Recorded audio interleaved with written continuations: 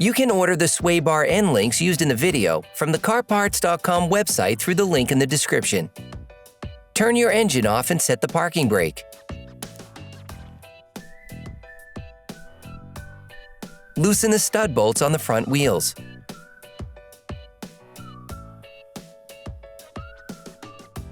Lift the front of your vehicle. We strongly suggest watching our video on how to jack your Ram 1500 safely before carrying out this step. Place the vehicle on the jack stands.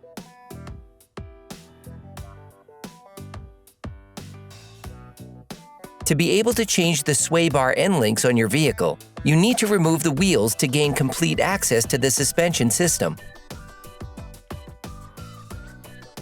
Don't forget to put the wheels under the vehicle. You can now see your car's sway bar end link. The sway bar end link connects the sway bar to the lower control arms to keep the wheels firmly on the ground at all times. The components to be removed are very often seized up, so don't hesitate to brush and to use penetrating oil to make removal easier. Using an 18mm spanner, unscrew the nut on the upper ball joint. Restrict the rotation of the ball joint using a ratchet and an 8mm socket. If you have only lifted one side of the vehicle to carry out this operation, you need to slightly raise the lower control arm using a jack in order to compensate for the tension exerted by the sway bar on the end link. Finish unscrewing the nut.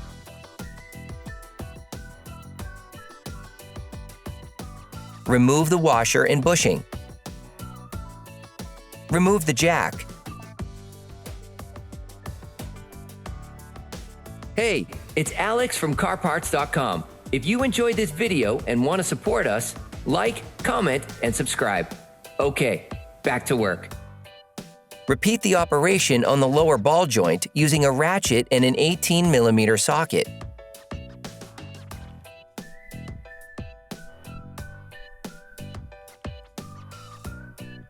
You can now remove the link.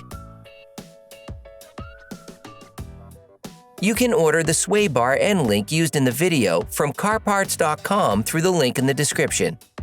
Fit the new link and unscrew the nuts supplied with it. Remove the washer and bushing. Install it in the sway bar, then in the lower control arm.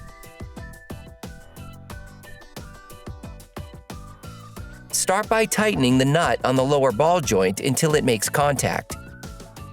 Use an 18mm wrench to keep the ball joint from rotating. If you want to know which tools and parts we use in this video, just check the description and you'll find everything you need. Then, using the jack, raise the lower control arm so that the upper nut can be installed. Install the bushing and washer. Then, screw back on the nut until it's tight.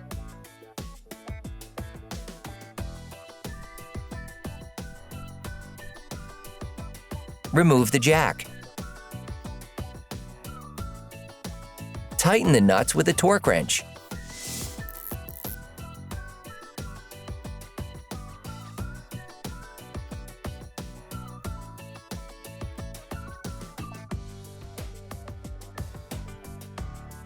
Then, you will be able to put the wheels back on your vehicle.